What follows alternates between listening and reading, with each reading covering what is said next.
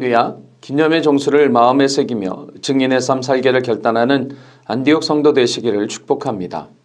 사도신경으로 마음을 모아 신앙을 고백드림으로 온라인 구역 예배를 드리도록 하겠습니다.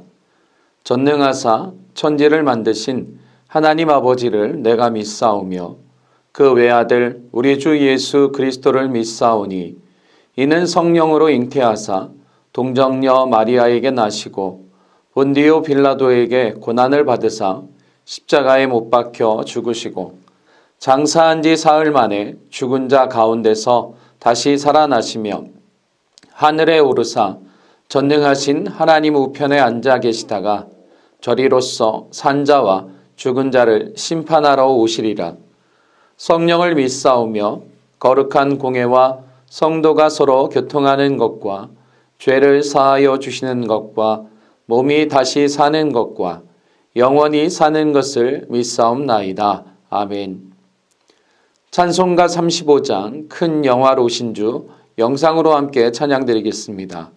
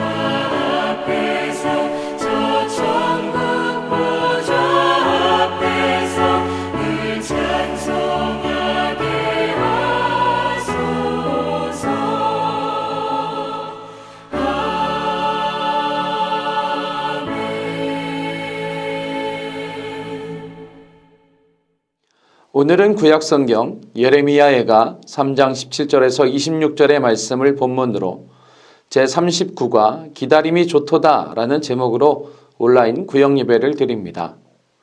오늘 본문 말씀인 예레미야애가 3장 17절에서 26절의 말씀을 함께 천천히 합독하시겠습니다. 주께서 내 심령이 평강에서 멀리 떠나게 하시니 내가 복을 내어버렸으며 스스로 이르기를 나의 힘과 여호와께 대한 내 소망이 끊어졌다 하였도다. 내 고초와 재난, 곧 쑥과 담즙을 기억하소서. 내 마음이 그것을 기억하고 내가 낙심이 되어나 이것을 내가 내 마음에 담아두었더니 그것이 오히려 나의 소망이 되었사옴은 여호와의 인자와 긍휼이 무궁하심으로 우리가 진멸되지 아니함이니이다. 이것들이 아침마다 새로우니 주의 성실하심이 크시도소이다. 내 심령에 이르기를 여호와는 나의 기업이시니 그러므로 내가 그를 바라리라 하도다. 기다리는 자들에게나 구하는 영혼들에게 여호와는 선하시도다. 사람이 여호와의 구원을 바라고 잠잠히 기다림이 좋도다. 아멘. 오늘 말씀의 요절은 예레미야애가 3장 26절의 말씀입니다. 함께 천천히 합독하시겠습니다. 사람이 여호와의 구원을 바라고 잠잠히 기다림이 좋도다. 아멘. 오늘 말씀을 통하여 재난의 날을 맞는 성도의 자세, 담대히 기다림의 자세를 배우도록 합시다. 먼저 지난 말씀을 함께 되새겨 보도록 하겠습니다. 나를 기념하라고 하신 주님의 명령을 따라 기념의 정수를 마음에 새기며 증인의 삶을 살기를 결단합시다. 알라, 섬기라, 찾으라, 삼가라, 힘써 행하라. 안디옥 성도 여러분, 우리 주님을 기념한다면 체면에 의한 행위가 아니라 감사가 넘쳐서 섬기는 삶을 실천합시다. 제39과 기다림이 좋도다. 구역공과 이끄는 말을 살펴보겠습니다. 인생에는 필연적으로 고난이 다가오게 되어 있고 또 그 고난은 지나가게 되어 있습니다. 물론 고난을 통해 삶을 포기해 버리는 경우도 덜어 있기는 합니다만 고통스럽고 힘들다는 것이지 어떠한 형태로든지 사람은 고난을 통과하게 되어 있습니다. 중요한 것은 고난의 결과입니다. 인생에게 다가오는 고난은 거의 대동소이합니다만 어떻게 고난을 통과하느냐에 따라서 결과는 너무도 다르게 나타납니다. 어떤 사람은 고난을 통해 더 다듬어지고 나아지는 복된 삶을 얻는가 하면 어떤 사람은 고난을 통해 더 거칠어지고 잘못되어 불행한 자리로 나가기도 합니다. 그러므로 고난으로 점철된 삶을 살아가는 우리에게 어떻게 고난을 이겨내야 할 것인가라는 질문은 매우 중요한 질문이 됩니다. 오늘 예레미야는 우리에게 신앙의 사람이 어떻게 고난을 이겨내야 할 것인가에 대해 아주 모범적인 자세를 가르쳐주고 있습니다. 예레미야가 살던 시기에 이스라엘은 엄청난 재난을 당했습니다. 처참한 고난을 목격하고 체험했던 예레미야는 그야말로 절망의 늪에 빠져서 애통하는 눈물에 젖어 하나님께 부르짖음으로 눈물의 선지자라고 불리워졌고 오늘의 본문이 바로 애가 슬픔의 부르짖음의 기도입니다. 우리는 지금 코로나19라는 재앙 이후 전 세계가 전무후무한 전쟁과 재앙과 난리와 재난을 겪고 있습니다. 이 극심한 고난과 환란에 대해 깨닫지 못하고 여전히 구습에 젖어 있거나 혹 재앙의 두려움에 눌려서 고통하거나 원망, 불평의 자리에 서지 말고 오늘 본문 26절에서 사람이 여호와의 구원을 바라고 잠잠히 기다림이 좋도다라고 고백한 예레미야의 신앙 자세를 본받아 하나님 앞에 기다림의 복을 누리도록 합시다. 먼저 재난이 임할 때에 자신을 돌아보고 스스로 복을 내어버렸음을 회개합시다.